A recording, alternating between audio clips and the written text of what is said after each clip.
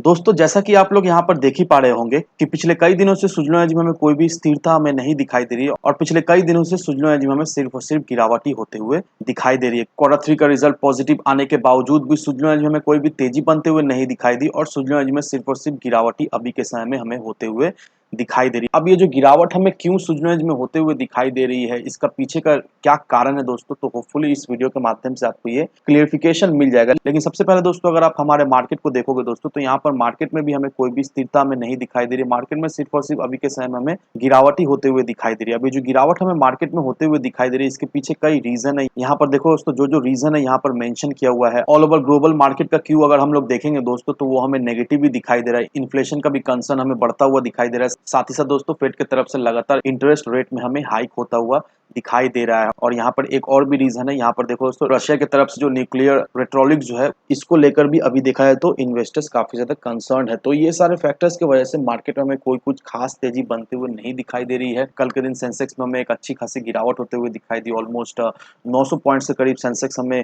टूटता हुआ दिखाई दिया और आज के दिन का भी सेम हालत हमें दिखाई दे रहा है। आज भी सेंसेक्स हमें ऑलमोस्ट 140 पॉइंट से करीब टूटता हुआ दिखाई दिया। निफ्टी में भी लगातार हमें गिरावट ही होते हुए दिखाई दे रही है। आज के दिन भी निफ्टी हमें 40-45 पॉइंट्स तक टूटता हुआ दिखाई दे रहा है। तो मार्केट में हमें कोई भी अभी के समय में स्टेबिलिटी नहीं दिखाई दे रही है और जो भी फैक्टर्स मैंने आपको दिखाया, ये सारे फैक्टर्स की वजह से दिखाया तो मार्केट में कोई कुछ खास स्टेबल होते हुए नहीं दिखाई दे रहा है। अब वहीं अगर हम लोग बात करें सुजलोन एनर्जी की, तो सुजलोन एनर्जी की तरफ से यहाँ पर 21 फरवरी को एक अनाउंसमेंट आया था कि 24 तारीख को कंपनी के बोर्ड ऑफ डायरेक्टर्स का मीटिंग होने वाला है। अब ये जो 24 तारीख को मीटिंग रखा गया है, बेसिकली इस मीटिंग में कंपनी के द्वारा ये डिसाइड किया जाएगा कि जो पीपी शेयर्स का जो रिमेनिंग ड्यूज है, जो रिमेनिंग बैलेंस कब तक पेमेंट करना है। और करेंटली अभी के समय में जिस तरह से सुजलोन एनर्जी में गिरावट होते हुए दिखाई दे रही है, बहुत सारे इन्वेस्टर्स पीपी शेयर का जो बैलेंस ड्यू है उसको देने में भी झिझक सकते हैं, क्योंकि अभी के समय में देखा है तो सुजलोन एनर्जी काफी ज्यादा ही निचले स्तर में हमें ट्रेड करता हुआ दिखाई दे रहा है। अब कल के मीटिंग का क्या आउटकम रहने वाला है, वो जैसे ही अनाउंस होगा उसके लिए मैं एक डेडिकेटेड वीडियो बना ही दूंगा। लेकिन दोस्तों आपको ये भी ध्यान रखना है कि जब तक ये इक्विटी डायल्यूशन का मामला जो है वो सुलझ नहीं जाता, तब तक सुजलोन एनर्जी में कोई कुछ खास एक बाउंस बैक मिलता हुआ नहीं दिखाई देगा। इसी तरह से सुजलोन एनर्जी हमें ट्रेड करता हुआ दिखाई देगा। और भी एक कारण है जिसके वजह से भी हम लोग ये कह सकते हैं कि क्वार्टर थ्री का जो पॉजिटिव रिजल्ट आने के बावजूद भी सुजलोन में हमें कोई कुछ खास एक उछाल देखने को नहीं मिली। क्योंकि अगर आप डिटेल्स में अगर क्वार्टरली रिजल्ट सुजलोन एनर्जी को देखते होंगे, तो आपको ये पता ही होगा कि पिछले 2-3 क्वार्टर से सुजलोन एनर्जी जब जब अपना क्वार्टरली रिजल्ट पेश करता है, तब तक सुजलोन एनर्जी एक नोटिस भी जारी करता है और उस नोटिस में ये सारा डिटेल्स मेंशन किया रहता है कि सुजलोन एनर्जी के हाथ में अभी क्या ऑर्डर है, कितना ऑर्डर पाइपलाइन में है।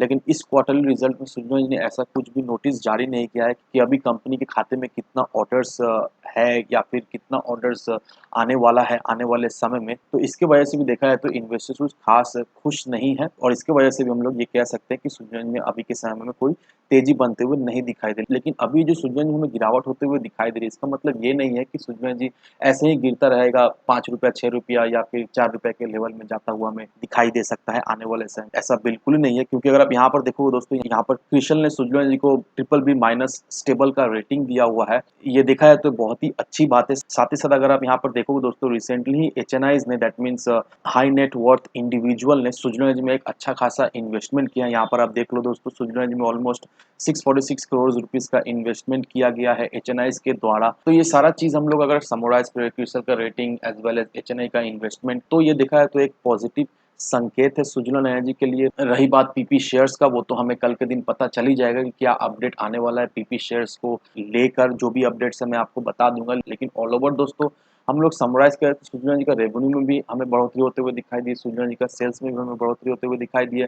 साथ ही साथ सुजलोन एनर्जी का नेट प्रॉफिट भी इस क्वार्टर में हमें बढ़ता हुआ दिखाई दिया, जो कि देखा है तो एक पॉजिटिव संकेत है हम सभी लोगों के लिए। एज वेल एज एचएनआईज के भी द्वारा सुजलोन एनर्जी में हमें एक अच्छी खासी इन्वेस्टमेंट होते हुए दिखाई दी है। तो ऑल ओवर देखा है तो सुजलोन एनर्जी में अभी भी खरीदारी करने का मौका है। क्योंकि अगर आप सुजलोन एनर्जी के एडवांस चार्ट को भी देखोगे दोस्तों, तो यहाँ पर अभी के समय में आपको गिरावट ही होते हुए दिखाई दे रही है। लेकिन अगर आप सुजलोन एनर्जी के आरएसआई पर नजर डालोगे, तो यहाँ पर जो आरएसआई जो सुजलोन एनर्जी का निकल कर आ रहा है, वो हमें ऑलमोस्ट 30 के करीब दिखाई दे रहा है। और ये जो 30 के करीब जो आरएसआई हमें दिखाई दे रही है, देखिए ये क्या इंडिकेट करता है, ये हमें यही इंडिकेट करता है कि सुजलोन एनर्जी अभी के समय में हमें ओवरसोल्ड होता हुआ दिखाई दे रहा है। और जब भी कोई भी स्टॉक ओवरसोल्ड होता है, उसमें हमें एक बाउंस बैक तो मिलता ही है। तो कहीं ना कहीं दोस्तों सुजलोन एनर्जी अभी हमें 8 रुपए के लेवल में कंसोलिडेट करता हुआ दिखाई देगा। यहाँ से हमें एक शॉर्ट टर्म के लिए एक हल्की सी बाउंस बैक मिलता हुआ दिखाई देगा। मे बी 5 से 6% का एक बाउंस बैक मिलता हुआ दिखाई दे सकता है। और अगर आप सोच रहे हो स्विट्जरलैंड में इन्वेस्ट करने का, फ्रेश एंट्री लेने का, तो इस लेवल से भी आप इन्वेस्ट करके रख सकते हो। क्योंकि एक बात का ध्यान रखना दोस्तों, अगर आपने स्विट्जरलैंड में इन्वेस्ट किया या फिर आप सोच रहे हो स्विट्जरलैंड में इन्वेस्ट करने का, तो लॉन्ग टर्म के नज़रिए को लेकर ही स्विट्जरलैंड में इन्वेस्ट करें। अगर आपका नज़रिया लॉन्ग टर्म का नहीं है, शॉर्ट टर्म का है, तो सलाह यही रहेगी कि स्विट्जरलैंड में एंट्री ना ही लो। क्योंकि शॉर्ट टर्म में देखा है तो स्विट्जरलैंड से कुछ आपको खास रिटर्न मिलने वाला है नहीं। अगर आप लॉन्ग टर्म के लिए स्विट्जरलैंड को होल्ड करके रखते हो, तभी जाकर आप स्विट्जरलैंड से एक अच्छा खासा पैसा बना सकते हो। तो इन सारे फैक्टर को कंसिडर करो, उसके बाद ही अपना एक इन्वेस्टमेंट डिसीजन लो।